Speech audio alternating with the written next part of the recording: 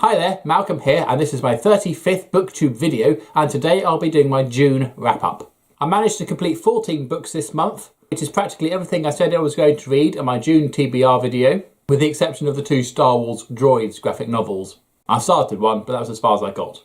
And so, here we are. So with 14 to get through, let's get on with it.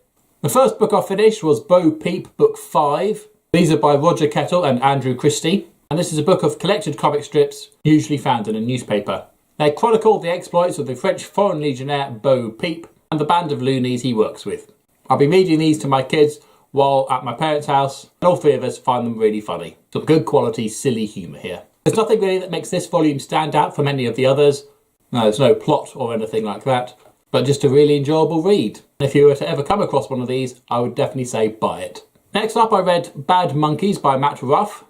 This was June's book of the month. If you want to know what I thought about it, go check out my video I did on it. There's a link in the description box below. Next up, I read Fanboys vs Zombies 2, Appetite for Destruction. This was a graphic novel I got out of the library and directly follows on from the events of book 1, sort of. In the very first few pages, one of the number get killed, the group gets split up, and then it's suddenly 3 months later. Very witty, very funny, but with the usual zombie survival style story. Although this does have its unique brand of zombies. I'm really enjoying the series, and I would buy it. I then finished another library book, The Radleys by Matt Haig. The story follows this particular family as they try and live normal lives amongst normal people. However, they are not normal. They are, in fact, vampires. Something that their teenage children are just about to find out. What I enjoyed about this one was the believability. The family felt very real. Their interactions and angst and their attempts at socialising in normal society were very much a mirror of everybody's normal attempts to socialise in normal society. Witty without being a full-on comedy, I found this very insightful into how families can function, or not, and the stretches with which we ourselves go to in order to conform. This was well worth reading. Next on to another comic book series I read to my children. Book 3 of Liberty Meadows by Frank Cho, Summer of Love. More crazy antics from the humans and animals of the animal sanctuary Liberty Meadows. Again, being a comic strip, there's not much of a plot, but it does have a couple of noteworthy arcs. One, when they're invaded by an evil brandy, and when Ralph the bear tries to reattain his flight record that has been stolen by a different bear. Full of funny, zany characters, ridiculous plots, dinosaurs, giant catfish, explosions, a chauvinistic pig getting beaten up. My kids really enjoyed this one. Although I do confess I did brush over or censor certain jokes rather quickly. These books are just so much fun and definitely worth buying. Back to the library books, and this is Ghostbusters Who You Gonna Call. Now, irritatingly, I'm reading this series completely out of order. This volume seems to precede the first one I read. However, these are standalone enough that it's not too much of an issue. In this volume, the Ghostbusters find themselves up against a rival team, the Ghost Smashers. Rather than capturing the ghosts in a trap and the containment unit, obliterate them. Unfortunately, it turns out that this is a very, very bad idea. There is a side plot that goes nowhere, but like I say, that then feeds into the plot of the other book I read. But on its own, it means nothing at all, which is a slight detraction from the book because it's completely separate to what's going on, and it's a case, right, we're back here again.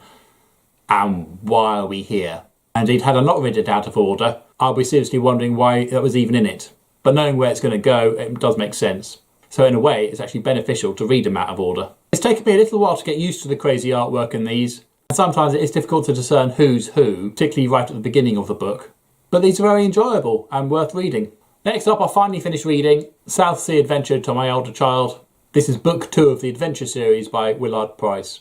I really enjoyed reading this one, as this very volume was read to me when I was about his age. As you can tell by the fact it's completely falling apart. Back in the days when it was still acceptable to do so, Hal and Roger travel the globe collecting animals for various zoos. In this book they go to the Pacific Ocean to collect some exotic marine life, as well as to go on a side mission involving pearls. Much of my appreciation and knowledge of marine life has stemmed from this very book. Informative, well researched, with adventure, survival. This actually got a lot more intense than I remember it. And my son enjoyed it so much, I'm reading the next one to him. Worth reading.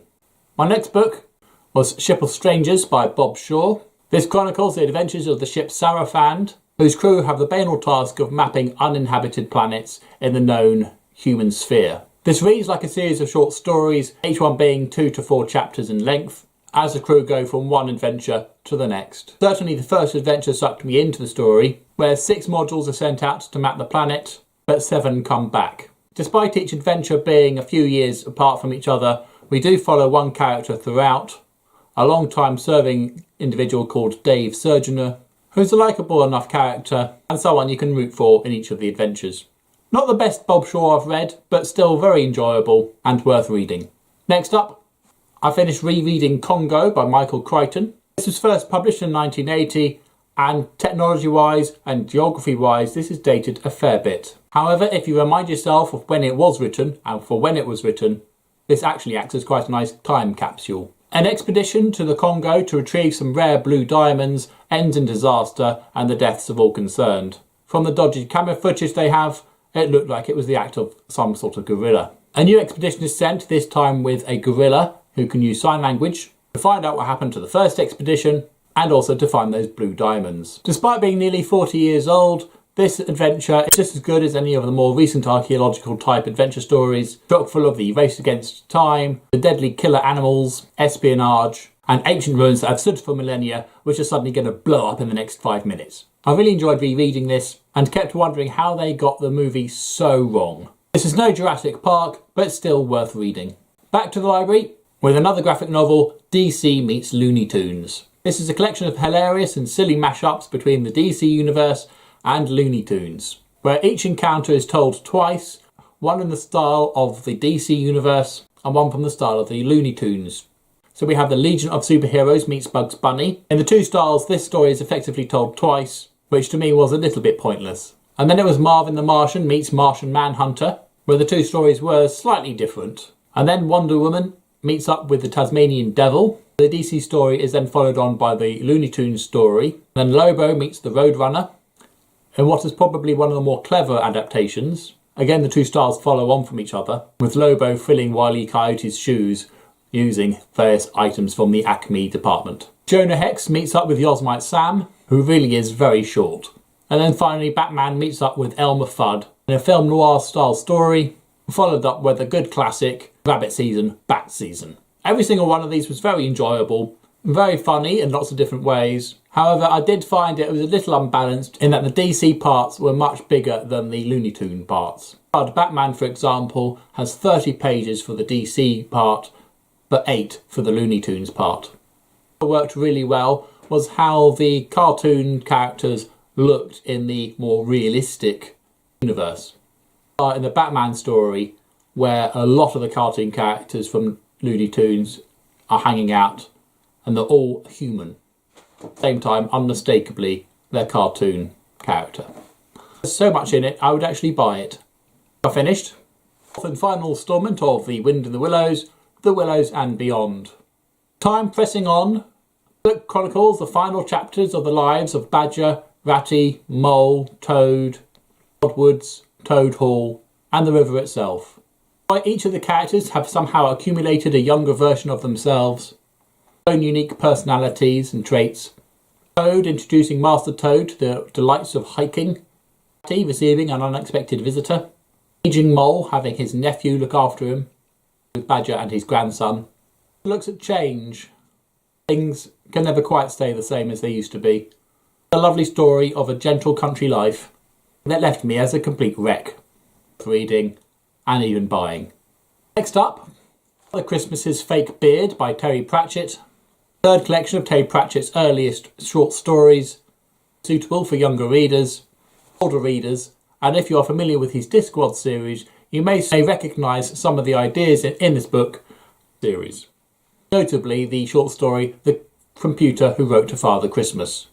He returned to in a very pivotal scene in the book Hogfather. In a day, shorter than the other 2 books that they collected, which was a bit of a shame. Fun, witty illustrations by Quentin Blake. Reading. Another Terry Pratchett book, Eric.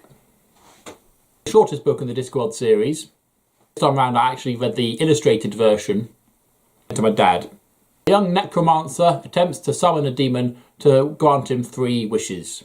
The world, to be immortal, and to the most beautiful woman in the world. So what he does get is Rincewind, the failed wizard. the conclusion of the book Sorcery into the dungeon dimensions. Usual wit, very clever parodies of our own world and history, the Battle of Troy. I did enjoy rereading this one. If you've never read a Discworld novel, 155 pages long, this might be a good place to start. This is the shortest book in the series by far. Get your hands on a copy of the illustrated version. Illustrations by Josh Kirby are fantastic. In this book, booktastic. Finally, another library book, Ghostbusters International. While a mysterious individual is trying to buy the Ghostbusters, the team themselves find themselves around the globe in specific missions. As fun and witty as the other books, this one really left me with a feeling of, I hope I can find the one that follows this one to know what happens next. Which is great because I want to read more, but as a book is slightly off-putting because it doesn't actually contain the complete story set up for the next one. But it's a fun enough ride as it is, so worth reading. If not, that's what 14 books looks like. Books did you read in June? If you'd like to share that with me, then please leave a link or a list in the comment section down below. Or if you'd like to say anything about the books I've just shown you, then again, I'd love to hear what you've got to say. If you have nothing nice to say, then please do keep it to yourself. Thank you. See you later.